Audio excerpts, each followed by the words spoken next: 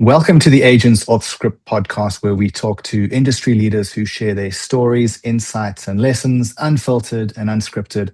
I'm your host, Lawrence, and today I'm excited to welcome Usman Qureshi, founder and CEO of Brand Media Works. Now, Brand Media Works is a consultancy that blends AI, Web3, digital strategy, and transformation, helping both governments and businesses of all sizes unlock hidden value and leap ahead in emerging markets. Since launching in 2024, Brand Media Works has already delivered over $100 million in realizable client value, and they've set their sights on $1 billion by the end of 2025. $100 billion would be quite a target. Usman, thanks for being with us. Let's dive right in. Thanks, Lawrence. Thanks for having me on your podcast. Great to be here. So what is your vision for Brand Media Works in the next 12 to 18 months, given the ambitious goal that you've set? So what I can do is I can just give you a little bit of an understanding about how we're positioned. Okay, so we're essentially an emerging market management consulting firm. Okay, we're sort of boutique by nature. We tend to target mid-market, so MME style of clients. So we're talking maybe $10 million to around about $500 million in that range. What we're looking to really try and put out over here, and this is me being quite sort of regional specific around GCC Middle East, is we want to be able to deliver technology from a consulting point of view to clients, in its entirety, because we find this is probably one of the biggest challenges here in the region that we're seeing, develop over the last sort of 5-10 years, especially. Where that sort of competition to catch up with what Western firms or their counterparts are doing is kind of having a lagged effect, right? So this is where we're kind of positioned at the moment, and this is what we're trying to achieve.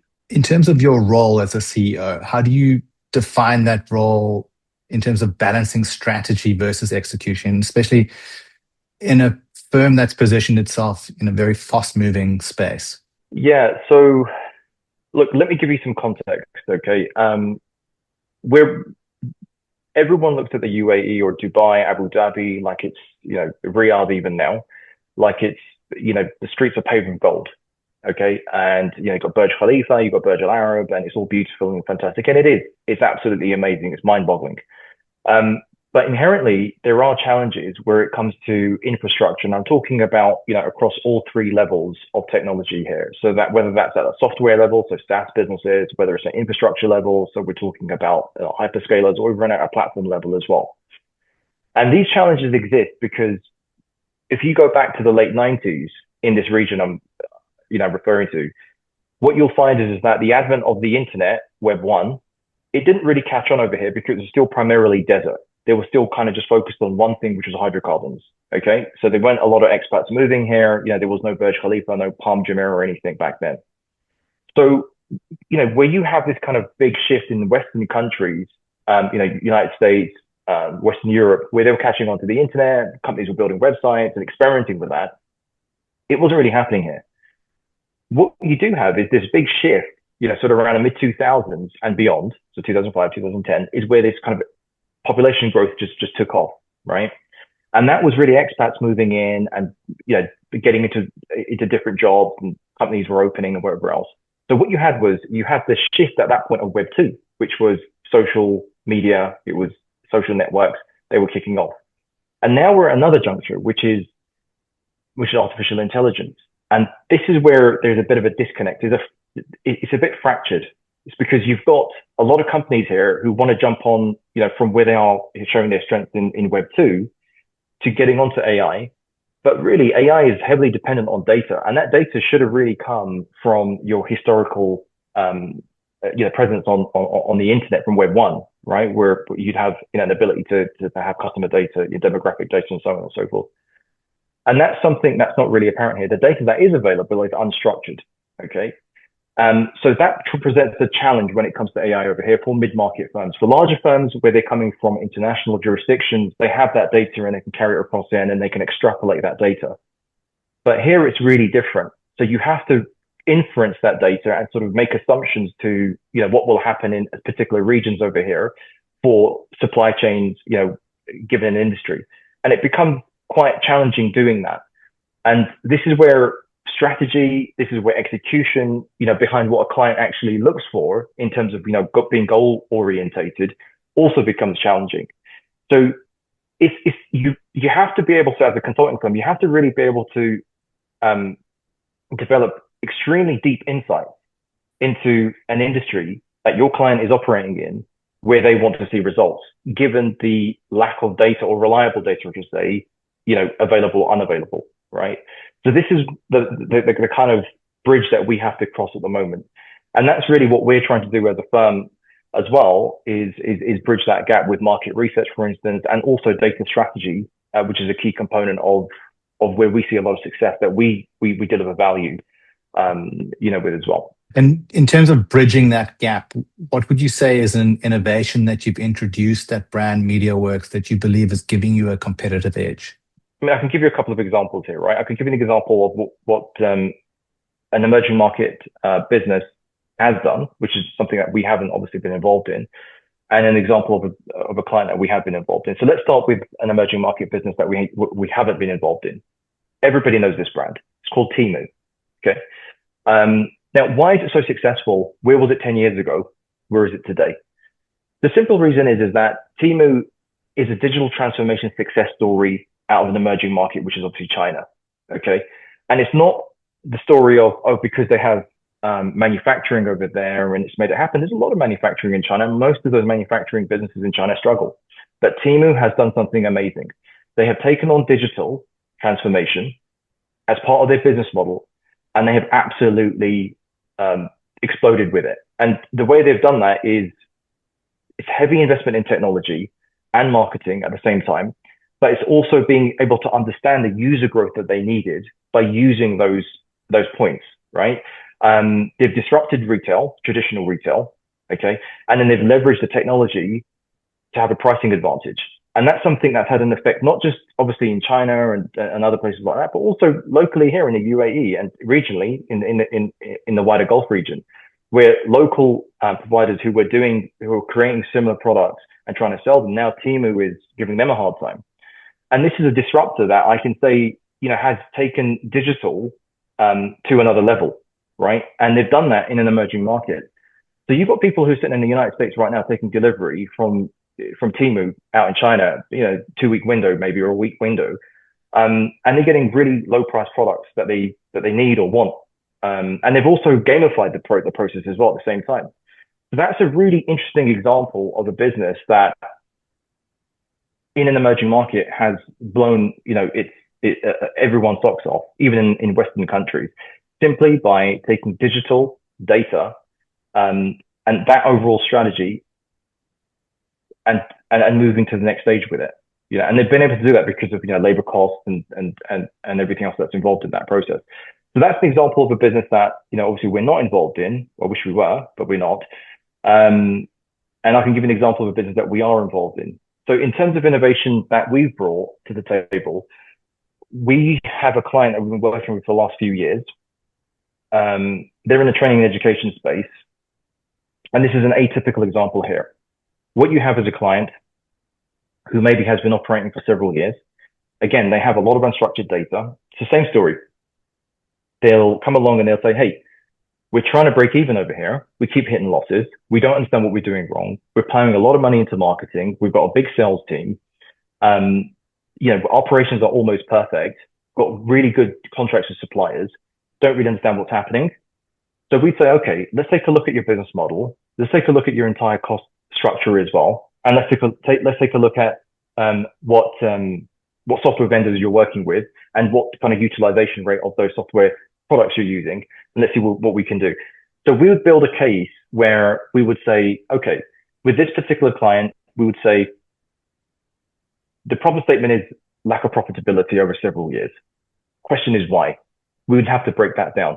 We look at marketing distribution, we look at onshore staffing in terms of cost, and then we work sort of from there to say, okay, where can we drive in efficiencies over here? Where can we use that data that they have, the unstructured data, convert it to structured data, look at it onshore staffing, look at offshore staffing options, and then we'd look to obviously see, do they actually need to spend so much on marketing distribution costs, and see where we can get those that cost optimization, coming in from. And we've melded that together in one digital platform, and we've built something which is quite unique for an atypical client like this. Again, this is a digital-based client that sells online courses, and giving them a CAGR of about 22%. So we're able to do something like this where we can take a value driver and silo it, find the unrealized value, and through unstructured data, that is, and see where that conversion point is and get the lowest CPA for that conversion rate. Okay. And that's all done digitally. So we don't have to necessarily look at doing this, in an old fashioned way, which is what is typically happening here, in this region. So it's really just kind of playing catch up, with what a typical company would be doing, or a typical sort of industry competitor would be doing in a Western country, and just bringing that kind of model over here. But we're melding it, particularly well for a client. And given the ever-shifting nature of the technology landscape, would you say that your service offerings have needed to evolve since launching? Yes, they have, but there is a fundamental issue here when it comes to this. So technology is fantastic. It's obviously everywhere, and there's lots of different options around technology. What we find, again, being a bit of a challenge over here, is the education behind the need for that technology with clients. And what do I mean by that? So, if you missed that Web 1 train, back sort of 30 years ago, let's just say, you're having to kind of play catch up with the importance of your data, right? Like, why do I need this? And what does this mean for my business? How can this really help? What can you do with it? I don't really understand. And that tie-in with data and, say, an ERP system, for instance, analytics, reporting, and running systems off of the back of that actually brings you potential value drivers for your business, is not really apparent at the moment. So education is really key over here, amongst leaders. So when we go to a senior management team, we'll say to them, okay, what do you understand about digital in your business? And how do you think it can help? And a lot of the time, leadership will say, well, we have things in place. And when we quiz them about it, they don't really use it. It's really underutilized. And that's one of the primary reasons that we see the businesses, not really turning a profit or turning enough of a profit. And in some cases, these are publicly traded companies where, you do query, where's the shareholder value in this, right? So again, these are challenging questions to ask leaders, but a lot of the time a leadership team they themselves, they don't know what they don't know, unfortunately. So from a consulting point of view, we have to make sure we're able to provide that clarity, that level of education, but we at the same time have to play that kind of long game at the same time when it comes to this. And I think that's one of the challenges that we face, when we're trying to deploy such strategies and technologies at the same time. And in terms of that education, obviously you get the opportunity to educate when you are sitting across the boardroom table from the C6. Are there any initiatives within the company to more broadly educate your followers across LinkedIn and various other platforms? So there are.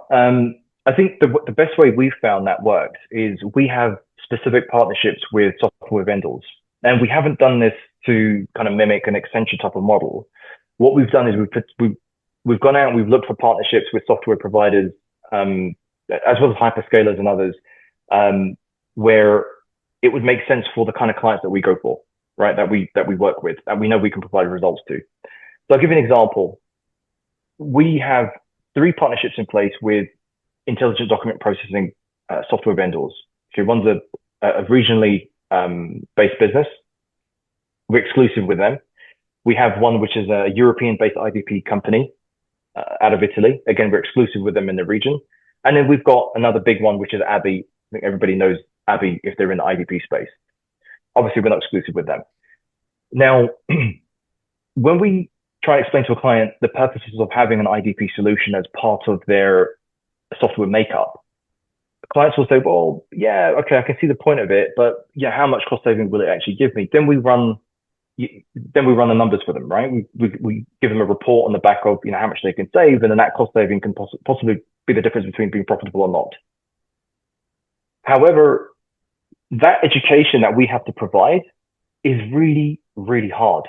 It's not easy to explain to them why they actually need it, because the problem is they haven't experienced the value behind deploying that software.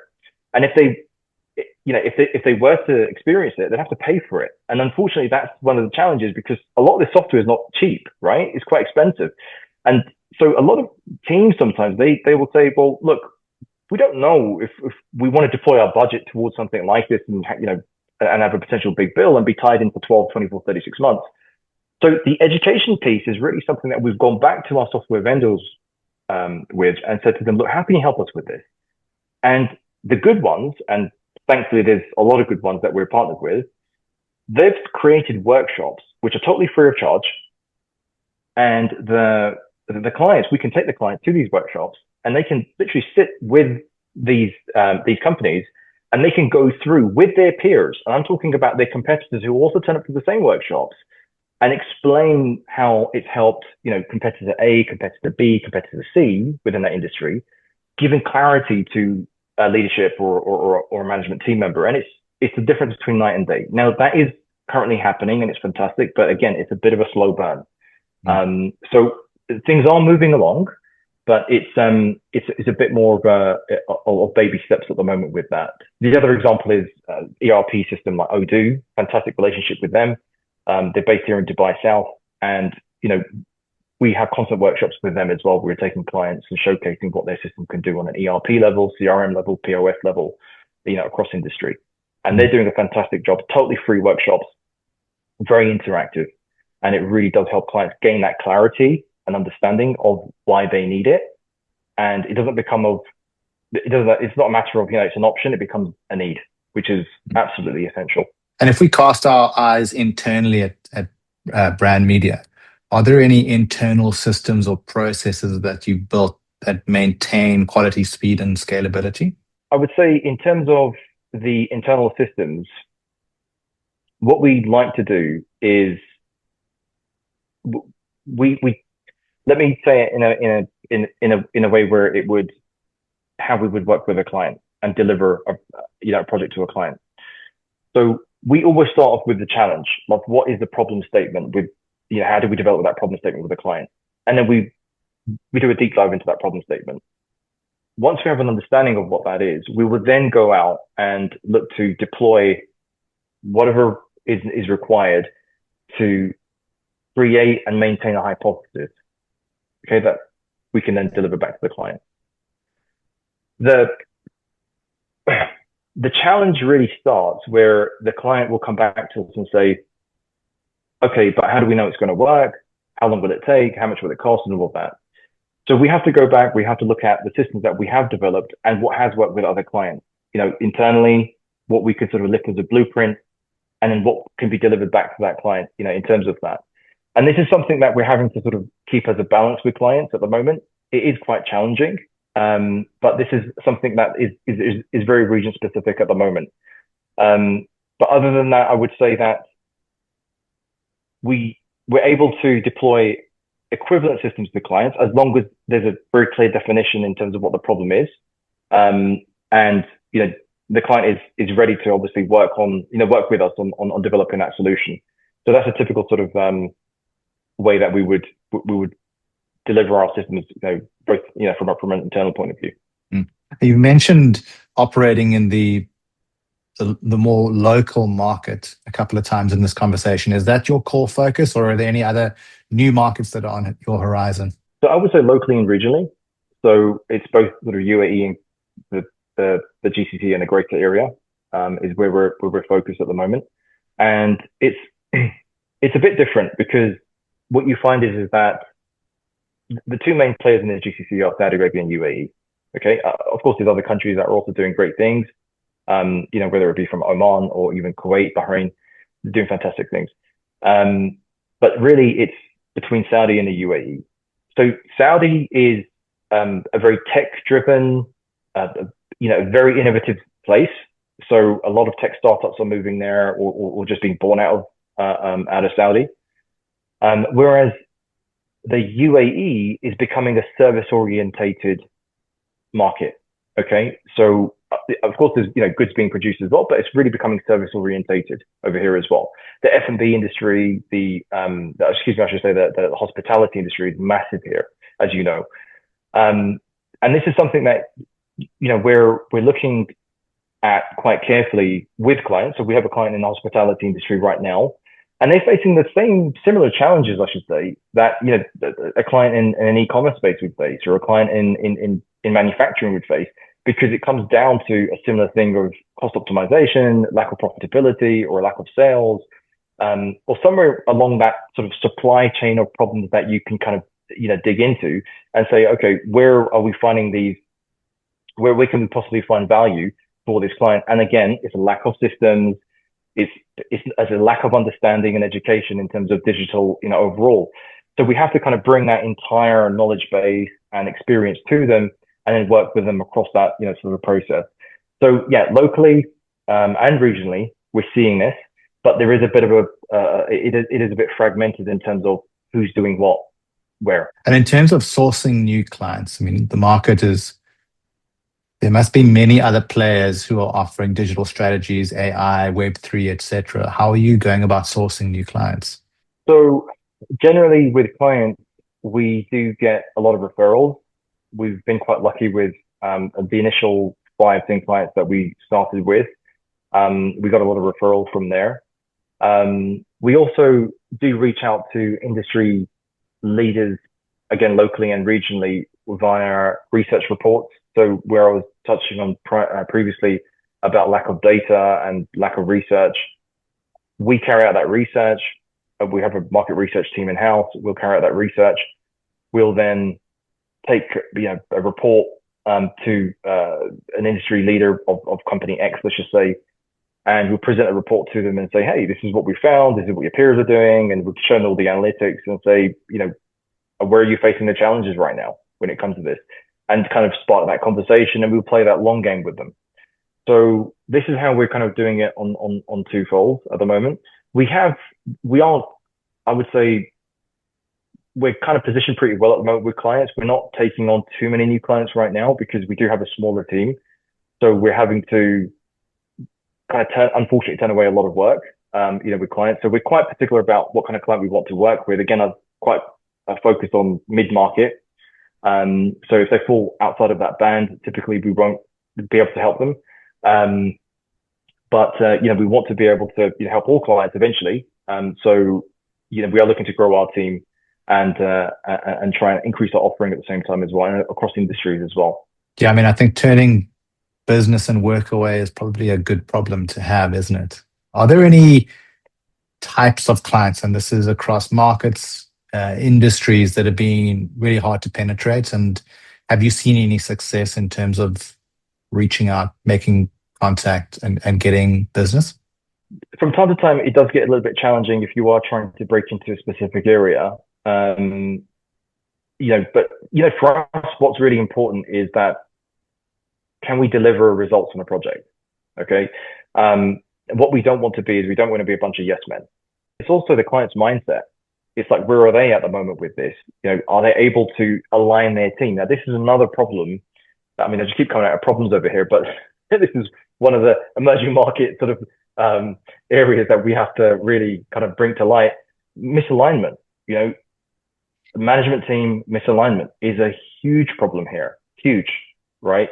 And I have spoken to people at length about this, where I've had meetings with management teams for hours on end, sometimes into late hours of the night, talking to them about, the CEO is going that way, the CFO is going that way, the COO is going that way. So it's like, getting alignment to come, to meet at a critical point and to actually agree on stuff is probably about 50% of the issue that needs to be resolved before a project can actually work. So that's something that a lot of consulting firms that do come into this, they don't realize. They think, there's a problem, we can fix it, but you can't fix it if the management team behind it is not aligned. And this is, this ties into things like change management as well, which becomes challenging because if you're deploying a system and the wider team doesn't want to actually execute on that or just work within that system because it's outside of their IP or they feel threatened by it, they may not use it, and then the digital transformation may fail. So this comes into that as well. So all of this has to be taken into consideration before we start getting excited about taking on a new client and winning business, because nobody wants a failed project in their hands. Let me just rephrase that. No decent firm wants a failed project on their hands, right? So this is the key thing over here. We've been in situations where we worked with a client for 6 months, we delivered results, and the client's just done a complete about turn on what they wanted and expectations, and we said, sorry, we can't continue. And we've had to walk away from the client at that point. So we're able to do that as a firm because we're in this to work with clients in the region and across emerging markets, into the future, because we want to enter South America as well. We want to enter the Far East as well. So we want to be known to work with clients and to deliver quality results. So, for us, if that takes another 10 years or 20 years, we'll do it. We don't really care. We're not in a rush, right? So it's about making sure that what we can do, we can actually do. Again, looking internally, but this time at the talent and team dynamics within brand media, as you've scaled, what's been one of the biggest challenges in terms of recruiting, retaining specialist talent? Again, there is a big difference between here, in this part of the world, and the Western world. Where in the Western world, you can call up a guy in the United States or in UK or France or something, and you can join your team and everything's fine. Over here, it's very much a handshake and in-person region. And what I mean by that is anytime that you want to be taking staff on, the people who are experts in whatever they are, and they want to join your team, it's very much about, let's sit down, let's have a meeting. Who are you? Who am I? And it goes on about that. And it takes a good few meetings before they feel comfortable about committing their time, their human capital, and potentially taking a risk in a business that they're going to join, and trust that business is going to deliver projects that they can work on. And equally, vice versa with us. So this is also something that we have to take into consideration when it comes to taking on talent, which is very, very different. It's a slower burn, when you take on people over here. It doesn't mean that it's hard, but it just means that taking on the right people is just a much more longer thought out process, which is very much face to face as a crucial element. Unlike, where it is, maybe in Western countries where, you can have a video call with somebody, a couple of video calls and you're good, that's one thing. The other thing that we tend to do over here as well is we do subcontract specific teams that we have vetted and worked with, and they delivered great projects. These are teams where we don't need in-house. So things like data engineers, for example, data scientists, AI engineers, hyperscaling engineers for AWS, for instance, GCP, Azure, and so on and so forth. And those teams, we, again, have to do a lot of vetting. There's a lot of face-to-face meetings. It's the same process, really, with these guys. However, what's really important about the subcontracting, especially with bigger teams and external teams that handle specific aspects of delivery in a project, such as data engineers, is they can only work as a systems integrator. That's it. So they can't work in a consulting capacity, which is what clients tend to get wrong as well. So a client will come to us and say, I can bring in a systems integrator and he can solve this problem for me. You can bring in a systems integrator, yes, and he can work on a problem, but he can't solve the problem because he's not the problem solver. He's more of the technician behind it, but you have to tell him how to solve that problem. And this is one of the, I would say, the most misunderstood things that clients actually have in this region, where they don't seem to get whose position is where. And this is something I see maybe once a week now with clients. And they wonder why the systems integrator for the last 6 months, they've been hiring them and firing them. They're not working.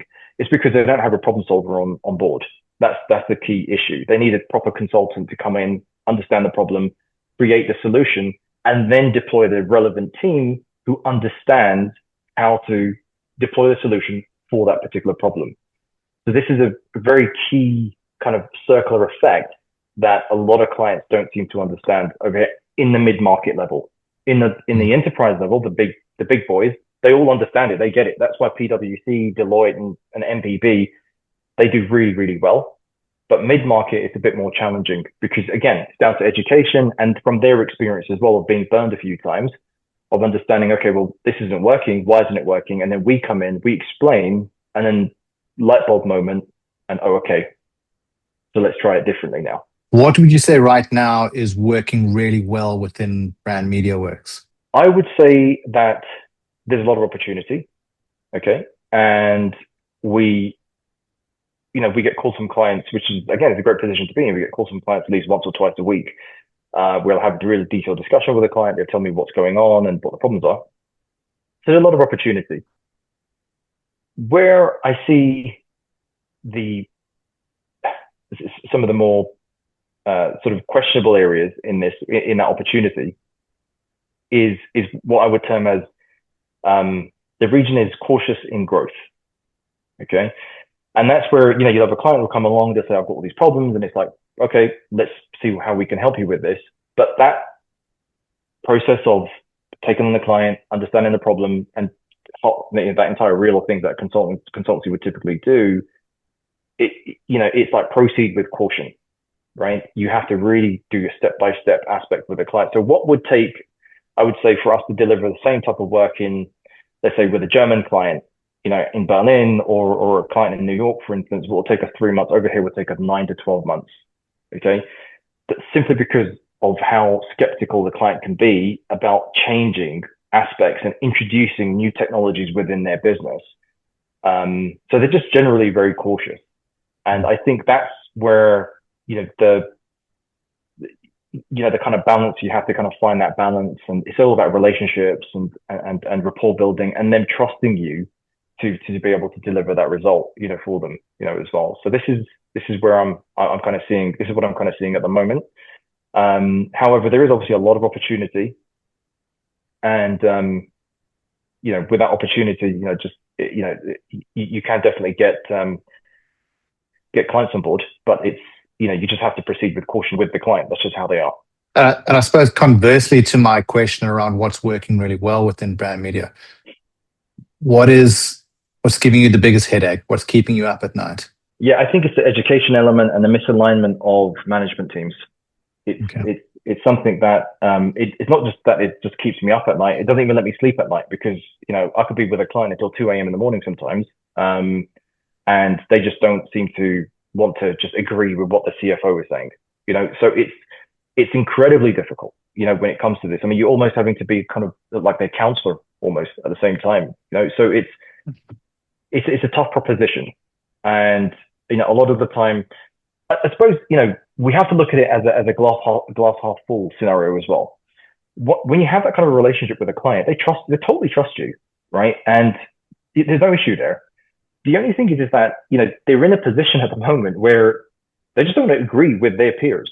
And, they're concerned about, what the numbers are going to look like, if it's going to work, who's going to get the blame, if it doesn't go in the right direction. And they're just trying to be that person who's not going to get the blame, right? A lot of the time, what we say as a consulting firm is that, look, if the numbers don't make sense and we've deployed the solution, just blame us. It's very simple, But unfortunately, they don't seem to have that habit over here because there's so much respect, at the same time. So this is one of those things that does keep me up at night, but keep me up at night not in terms of, me being in bed, but this is me being, in a client's office, just trying to work through problems with them in the middle of the night, So yeah. Yeah, absolutely. I certainly don't envy you, but I suppose it's part and parcel of the industry and the space that you're in. If you look back since launching, what has surprised you the most? And that could be a good thing, it could be a bad thing, but what has sort of raised your eyebrows the most? I would say it's the caution effect that I mentioned.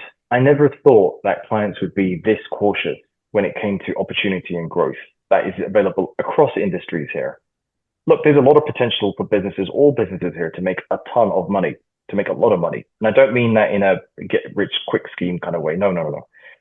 There's a lot of opportunity. And let me give you, I've been giving you a lot of examples, but let me give you an example which is a bit anecdotal, but at the same time, it's something which maybe you'll have a bit of a chuckle at.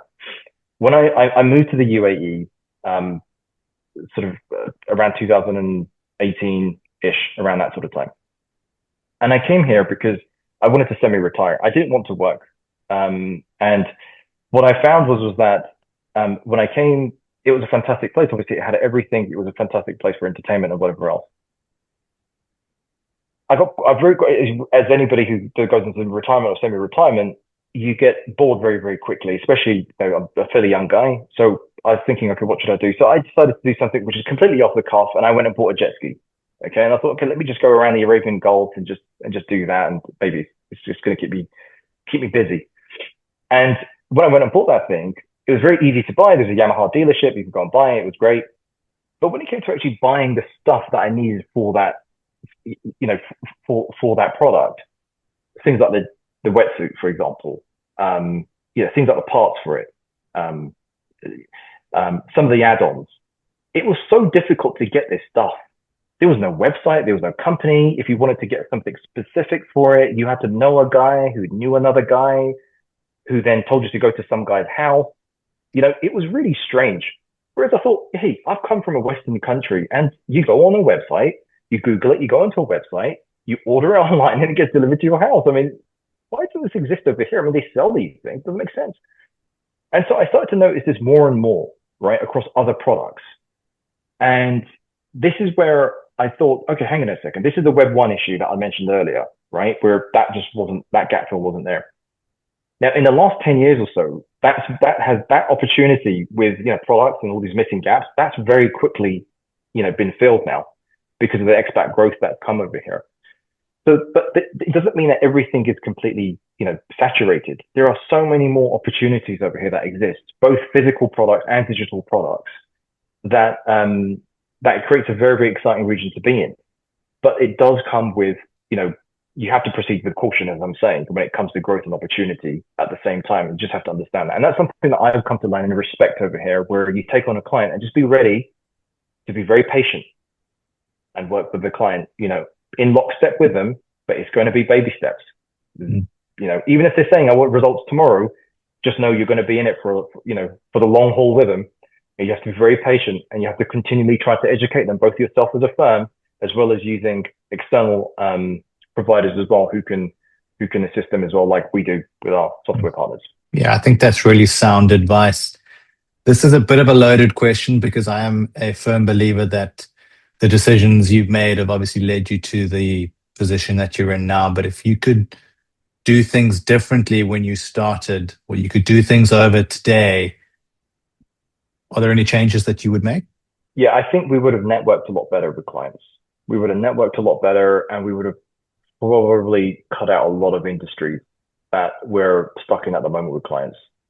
This industries that I just personally don't think have much value in this part of the world, but there's clients that are in them and they're trying to derive value from them. But you know, from my experience in working in these industries, even, you know, within brand media works, but also outside of that as well previously, I just don't see how there's going to ever be any profitability in this industry because it's so badly saturated. So yeah, I would say networking a lot more and just building that credibility with clients, you know, across that period of time. You know, so for every 6 months of that effort you put into networking and building that credibility play, it probably would have made our lives a little bit more easier in terms of just getting that client over the line just a little bit more quicker. You know, so that's I think is probably one of the things that I would have done a bit differently. But you know, we're starting to look into that more seriously now. So better late than never, I guess. And if we cast our eyes into the future, are there any trends that you see reshaping consultancy? Is it tech? Is it regulatory? Is it client expectations? Where do you see the future? So that is a very good question, and it's a question I think I'm seeing pop up everywhere on LinkedIn, YouTube, everywhere. It is a tough one as well. So look, all I can speak is really from my experience. You know,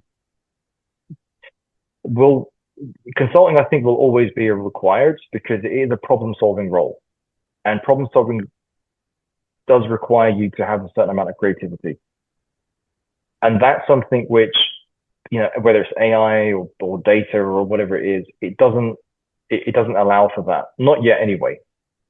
So I do think that there's always going to be opportunity in terms of consulting and scaling in consulting, across the board. But at the same time, the actual use case of what you're doing, it really has to come from understanding your client and understanding what the real problem at play is. And a lot of the time, what we find is that the problem isn't necessarily what the client thinks the problem is, and usually it's not anyway. It's more deeply rooted than that.